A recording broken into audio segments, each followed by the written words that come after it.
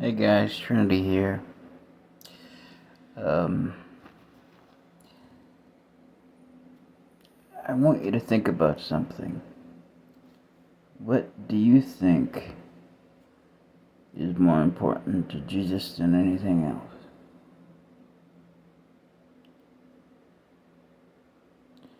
Think about that for a minute. What do you think is more important to Jesus than anything else?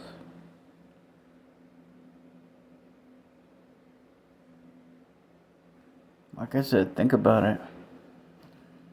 Because I could tell you. It is loving God with all your heart, soul, mind, and strength. And loving your neighbor as you love yourself. Love your neighbor as you love yourself. And the first one, loving your God with all your heart, soul, mind, and strength. And I was thinking about this today. Matthew 22, verse 36 and 37. The Pharisees and Sadducees asked Jesus, what are the most important things? And he tells them, love your God with all your heart, soul, mind, and strength. And love your neighbor as you love yourself. Now, sometimes you can love your neighbor too much. Now let me clarify. Sometimes you can love your neighbor to the point to where you're enabling them to count on you for every little thing. You don't want to do that. Because let me be honest with you. You have your own stuff to deal with. You have your own pile to shovel. You have your own, you have your own problems. You have your own issues that you need to work through. Maybe that's mental, emotional. Maybe you got a problem with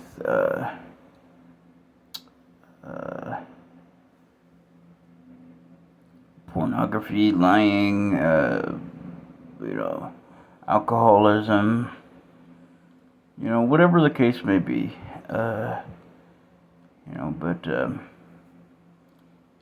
Just remember you got your own stuff to deal with also. I'm not telling you not to help people though. That's the rub. But what I am telling you is, don't help people so much that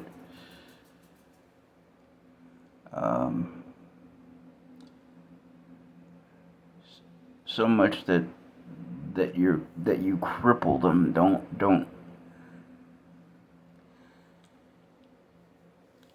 that is the danger of helping somebody, is you help them so much that they look back on you and they think, oh, this person's going to be around forever, and they're always going to be there for me. And I hate to tell you guys, but the reality is that's not the case. You can wish for it to be the case. You can hope it's the case. But most likely it's not going to be the case, because you have two sets of people. At least in my experience, you have the people in your life that are rooted, that are going to be by rooted, I mean people that are always going to be there. And you have people that are just going to be leaves, that are just going to be there for a season.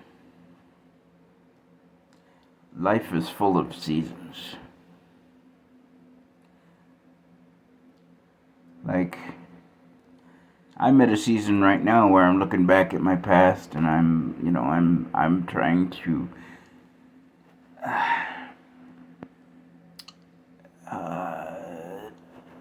decipher it, and asking myself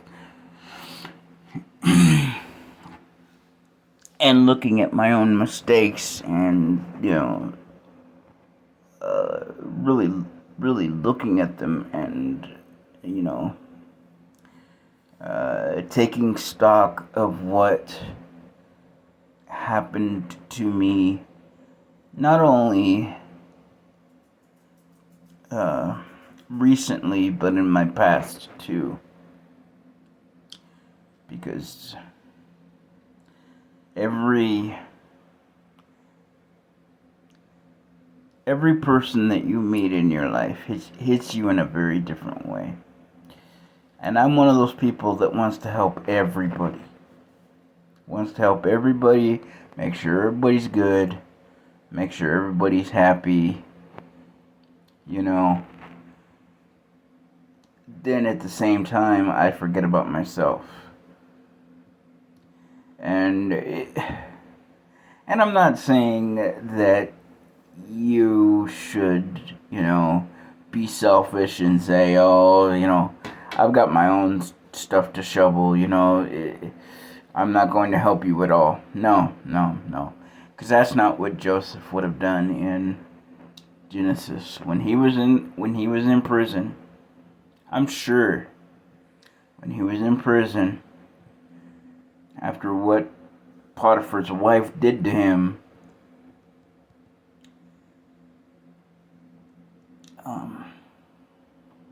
he started put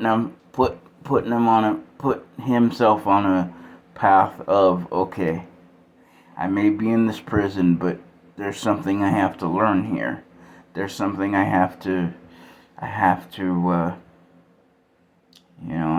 look at here. There's something I have to learn from. And if you're not in that headspace when something bad happens, then and you want people to love you just because you're a Christian and just because you have Jesus in your life, it's not going to happen that way, brother. It's not. Just because you have Jesus in your life doesn't make your life easier. It does make it easier in a sense because you have somebody to lean on, but it doesn't make it easier as far as getting the things that you want or getting the things you think you want. Because how many times in life have we, as a people and as a nation and as a collective people, thought to ourselves, I want this, I want that, and then we get it, and then we're like, we look at it and we go, it's not that big of a deal. And we throw it away, like a marriage or,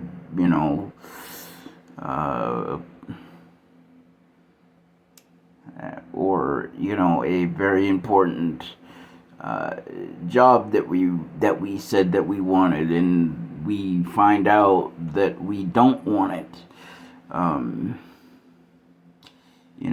That type of thing. You don't want to put yourself in that situation.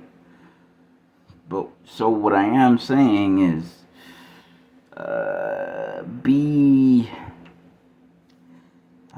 flexible when you're a Christian. Be thankful for what you get, but also be thankful for what you don't get. Because what you don't get is probably something you shouldn't handle or something you can't handle. But the most important thing I want you to get from this message is love your God with all your heart, all your soul, all your strength, and all your mind, and love your neighbor as you love yourself. But don't love them too much, because you might cripple them without realizing it. Believe me, I've done it. It's hard to look at. It's hard to dissect. But it's worth it.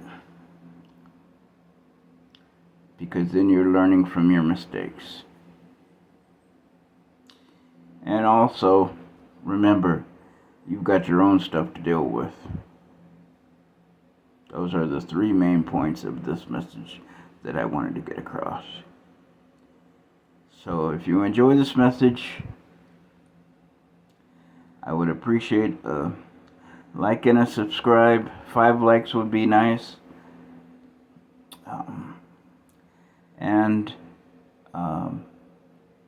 Then it will let me know if you want more. I mean, if you know, I'm gonna do this regardless, because this is a mission that God has me on. But if you want more of this particular message or any of my messages, you let me know, and I will do my best to elaborate on them. Or if God tells me to elaborate on a message, I will do that. But for, if you want me to elaborate more on a particular message, I would appreciate a like and a subscribe. Thank you very much, and I will talk to you guys soon. Bye-bye.